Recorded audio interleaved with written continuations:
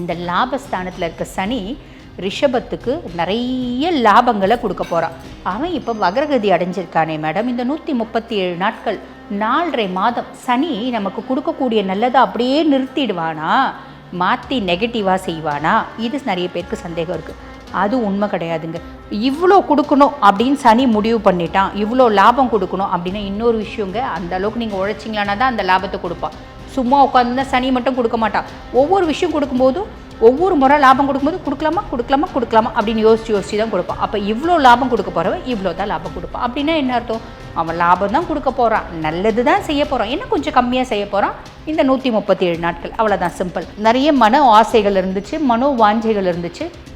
அந்த நிறைய மனோ வாஞ்சைகளில் 1-2 சனி பகவான் பூர்த்தி பண்ணி வைப்பார். இதுவும் ஒரு பெரிய ப்ளஸ் அப்படின்னு சொல்லலாம். அப்போ ஆன் தி ஹோல் ரிஷபத்துக்கு எல்லாமே ப்ளஸ் அப்படின்னு தான் சொல்லணும். மைனஸ் அப்படின்றது எதுவும் கிடையாது, மைனஸே கிடையாது. சனி கொடுக்கக்கூடிய லாபத்தை கொஞ்சம் கம்மியாக கொடுக்குறான். அதுக்கு பதில்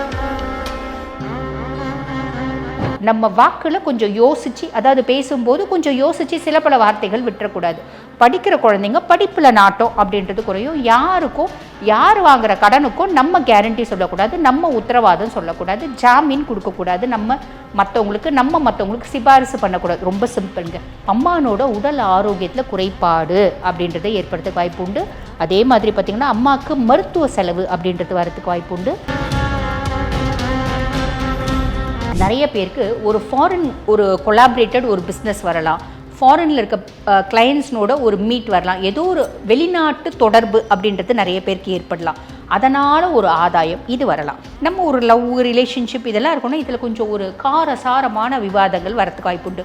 நமக்கோ நம்ம குழந்தைங்களுக்கோ ஒரு காரசாரமான ஒரு விவாதம், ஒரு மிஸ் அண்டர்ஸ்டாண்டிங், நமக்கும் குழந்தைங்களுக்குமான இடைவெளி அதிகமாகிறது. பூர்வீகம் சார்ந்து ஏதாவது சொத்து பத்து வரக்கூடிய சூழ்நிலை இருந்தாலும் அதில் சில பல பிரச்சனைகள் வர்றது, இதெல்லாம் வரத்துக்கு வாய்ப்பு உண்டு. ரொம்ப ரிஷபம் ஆல்ரெடி நிறைய இந்த அழகு ரிலேட்டட் நிறைய செலவு பண்ணுவாங்களே. இப்போ இன்னும் சுக்கிரன் உட்கார்ந்துட்டு இருக்கான். அழகு ரிலேட்டட் செலவு பண்ணால் என்ன ஆகுது அப்படின்னா ரிஷபத்தை பற்றி மட்டும் அப்படி யோசிக்காதீங்க.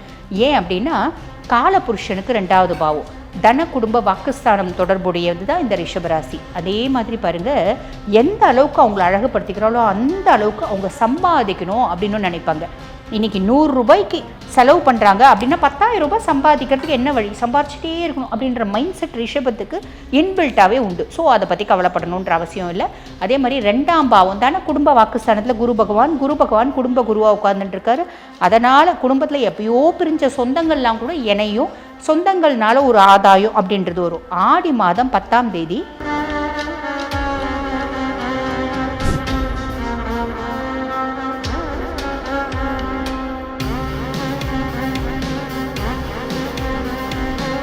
ரியலும் ஆன்மீக நேயர்களுக்கு வணக்கம். நான் டாக்டர் தீபா லலன். இன்றைக்கி நம்ம என்ன டாபிக் பற்றி டிஸ்கஸ் பண்ண போகிறோம் அப்படின்னா இந்த ஆடி மாத பலன்கள் தாங்க பார்க்க போகிறோம். ஆடி மாத பலன்கள் ரிஷப ராசிக்கு எப்படி இருக்குது பார்த்துடலாமாங்க. பொதுவாகவே பாருங்கள் 2.5 வருஷம், அதாவது சனி பயிற்சியும் ரொம்ப சூப்பர் டூப்பராக இருக்குது, குரு பயிற்சியும் ரொம்ப சூப்பர் டூப்பராக இருக்குது, ராகு கேது பயிற்சியும் ரொம்ப சூப்பர் டூப்பராக இருக்குது. ஆல்மோஸ்ட் எல்லாமே எக்ஸ்ட்ராடினரியாக இருக்கிறது ஃபஸ்ட்டு ரிஷபத்துக்கு, 2வது துலாம்க்கு. என்னோட பதிவுகளை தொடர்ந்து பார்க்குறவங்களுக்கு தெரியும். இப்போ பர்டிகுலராக ஆடி மாதம் அப்படின்னும் போது உங்களுக்கு பாருங்கள் ஜென்மத்திலே சுக்கிரன் இருக்கா. ரிஷபம் ஜென்மத்திலே சுக்கிரன் இருக்கும்போது என்ன ஆகும் அப்படின்னா ரொம்ப சிம்பிளுங்க. நான் ரிஷபம் ஆல்ரெடி ரொம்ப அழகாக இருப்பேன், ப்ளசண்ட்டாக இருப்பேன், டீசெண்டாக இருப்பேன், நீட்டாக இருப்பேன், ரொம்ப பாருங்கள் ரொம்ப கூலாக இருப்பேன், ஒரு வசீகரமாக இருப்பேன். இப்போ சுக்கிரன் என்னோட ஜென்மத்தில் உட்கார்றதுனால என்ன நான் இன்னும் அழகுபடுத்திக்க விருப்பப்படுறேன். என்ன நான் செல்ஃப் க்ரூமிங் அப்படின்னு சொல்லுவாங்க பார்த்தீங்களா. ஆல்ரெடி எனக்கு எல்லாமே இருக்குது, பட் இருந்தாலும் நான் பாருங்கள் ஒரு நல்ல ஒரு சாதாரண ஹேர் கட் பண்ணியிருந்துருக்கலாம். இப்போ அந்த ஹேர் கட்டுக்கு ஒரு கலரிங் கொடுக்கலாம். எனக்கு வெஸ்டர்னைஸ்டாக இருக்குது ரொம்ப பிடிக்கும். ஸோ நான் வெஸ்டர்னைஸ்ட் ஆகலாம், என்னோட பிஹேவியரில் ஒரு மாற்றத்தை ஏற்படுத்தலாம், என்னோட ஆட்டிடியூடில் மாற்றத்தை ஏற்படுத்தலாம். ஆக மொத்தம் என்ன, நான் ஜென்ம சுக்கிரன் சுயஸ்தானத்தை உட்காரும்போது தன்னைத்தானே அழகுபடுத்தி கொள்ளுவாங்க. ஆல்ரெடி இது ரிஷபத்துக்கு நிறைய உண்டு, இப்போ இன்னும் கொஞ்சம் எக்ஸ்ட்ராடினரியாக செய்வாங்க, நல்லது தான். ஏன் அப்படின்னா இப்போ நிறைய பேர் யோசிப்பாங்க, ரிஷபம் ஆல்ரெடி நிறைய இந்த அழகு ரிலேட்டட் நிறைய செலவு பண்ணுவாங்களே, இப்போ இன்னும் சுக்கிரன் உட்கார்ந்துட்டு இருக்கான், அழகு ரிலேட்டட் செலவு பண்ணால் என்ன ஆகுது அப்படின்னா ரிஷபத்தை பற்றி மட்டும் அப்படி யோசிக்காதீங்க.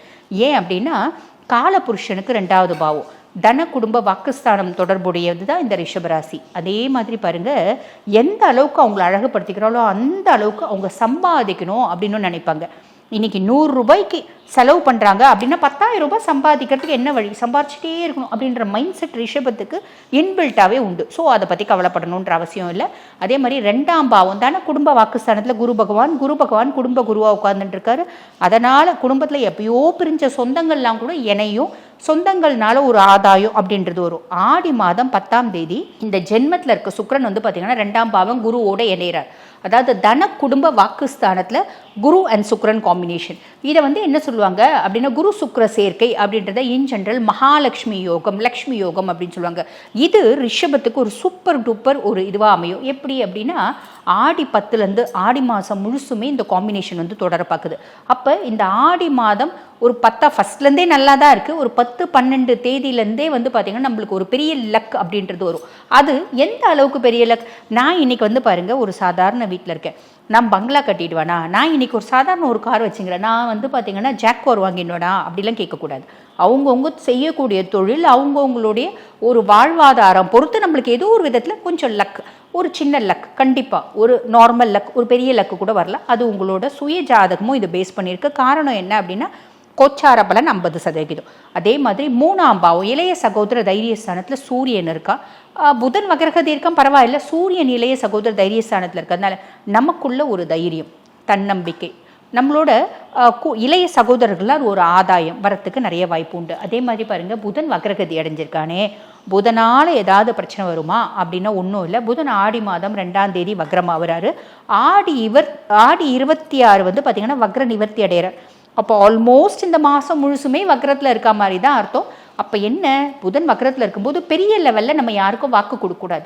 நம்ம வாக்கில் கொஞ்சம் யோசித்து, அதாவது பேசும்போது கொஞ்சம் யோசித்து சில பல வார்த்தைகள் விட்டுறக்கூடாது. படிக்கிற குழந்தைங்க படிப்பில் நாட்டம் அப்படின்றது குறையும்.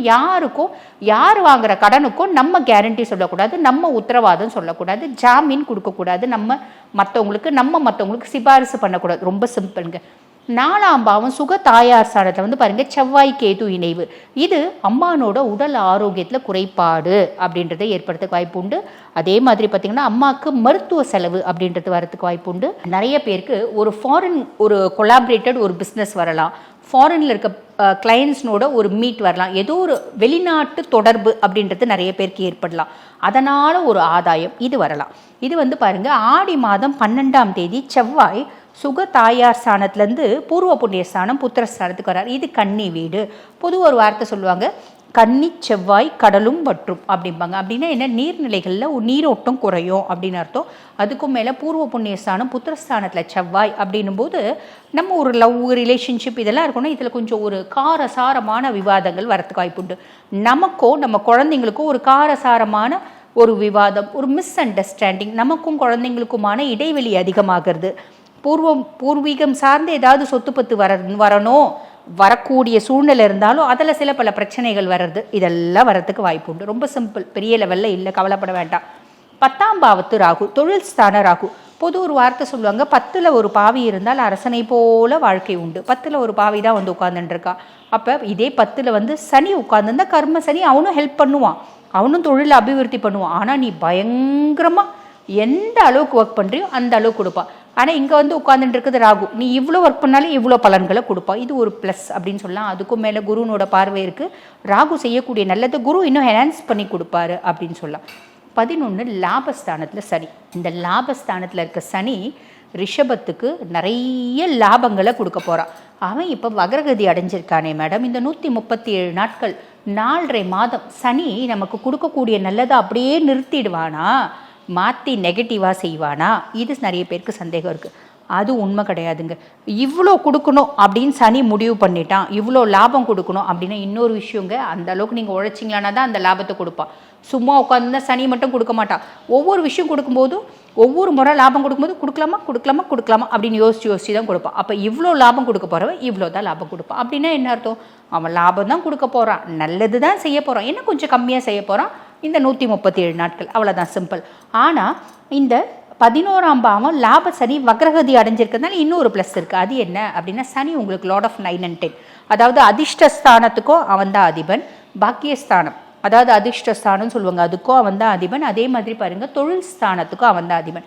பாக்கியஸ்தானத்துக்கு அதிபன்றதுனால எனக்கு என்னோட அதிர்ஷ்டம் குறித்து நிறைய ஆழ்மனசு ஆசைகளும் கவலைகளும் இருக்குது. என்ன நான் பாருங்கள், நானும் ஒன்றா பியூட்டிஷியன் கோர்ஸ் போனேன், என் எதிர் வீட்டுக்காரையும் நானும் எல்லாரும் ஒன்றா தான் பியூட்டிஷியன் கோர்ஸ் போனோம். எனக்கு பக்கத்தூரில் இருக்க லேடி எல்லாரும் ஒன்றா பியூட்டிஷியன் கோர்ஸ் போனோம். அவங்க 2 பேரும் பயங்கரமாக சம்பாதிக்கிறாங்க. ஏன் அளவுக்கு அவங்களுக்கு திறமை கிடையாது. நான்லாம் ஒரு ஹேர் கட் பண்ணானா, லேயர் கட் பண்ணானா லேயர்ஸ் என்ன மாதிரி இருக்கும் தெரியுங்களா? ஆனால் அவங்களாம் அந்த அளவுக்கு பண்ணவே மாட்டேன், குதறி விட்டா மாதிரி கட் பண்ணுவாங்க. ஆனால் அவங்களுக்கு கூட்டம் குவியுது, நான் வந்து அடிக்கிற மாதிரி இருக்குது. இப்படின்னு எனக்கு என்னோட அதிர்ஷ்டம் குறித்து நிறைய ஆசைகளும் நிறைய கவலைகளும் இருந்துச்சு பார்த்தீங்களா? அந்த கவலைகளில் 1-2 சனி பகவான் பூர்த்தி பண்ணுவார் அப்படின்னு அர்த்தம். இது ஒரு பெரிய ப்ளஸ், புரியுதுங்களா? அதுக்கடுத்து என்னோட அதிர்ஷ்டத்தை குறித்து, அதே மாதிரி என்னோட தொழிலை குறித்து எனக்கு நிறைய வந்து பார்த்திங்கன்னா வருத்தங்கள் இருந்துச்சு. அவன் ஒன்றுமே திறமை இல்லாமல், நான் பியூட்டி பார்லர் தொழில் தான் பண்ணுறேன், 10 பியூட்டி பார்லர் வச்சுங்கிறான், எனக்கு ஏகப்பட்ட திறமை இருக்குது, ஒன்றுத்தை ஓட்டுறதே கஷ்டமாக இருக்குது. இந்த மாதிரி தொழில் சார்ந்து எனக்கு நிறைய விஷயங்கள் இருந்துச்சு, நிறைய மன ஆசைகள் இருந்துச்சு, மனோ வாஞ்சைகள் இருந்துச்சு. அந்த நிறைய மனோ வாஞ்சைகளில் 1-2 சனி பகவான் பூர்த்தி பண்ணி வைப்பார். இதுவும் ஒரு பெரிய ப்ளஸ் அப்படின்னு சொல்லலாம். அப்போ ஆன் தி ஹோல் ரிஷபத்துக்கு எல்லாமே ப்ளஸ் அப்படின்னு தான் சொல்லணும். மைனஸ் அப்படின்றது எதுவும் கிடையாது, மைனஸே கிடையாது. சனி கொடுக்கக்கூடிய சனி கொடுக்கக்கூடிய லாபத்தை கொஞ்சம் கம்மியாக கொடுக்குறான். அதுக்கு பதில் உன்னோட மறைமுக ஆசைகளை ஃபுல்லும் வந்து ஃபுல்ஃபில் பண்ணிடுறான். 10 இருக்குது, அதாவது 100 இருக்குது அப்படின்னா 2, 3, ஒரு சிலருக்கு 7, 8 கூட ஃபுல்ஃபில் பண்ணுவான் அப்படின்னு அர்த்தம். சரிங்க, என்ன சூப்பராக இருக்குனாலும் நீங்கள் ஒரு பரிகாரம்னு ஒன்று சொல்லுவீங்களேங்க, அந்த விதத்தில் ரிஷபராசி அன்பர்களுக்கு என்னங்க பரிகாரம் அப்படின்னா ரொம்ப சிம்பிளுங்க. ஆடி மாதம் முழுவதும் ஒவ்வொரு வெள்ளிக்கிழமையும் அம்பிகையை போய் வழிபாடு பண்ணிட்டு வாங்க, நிறைய நல்லது நடக்கும். வாழ்த்துக்கள்.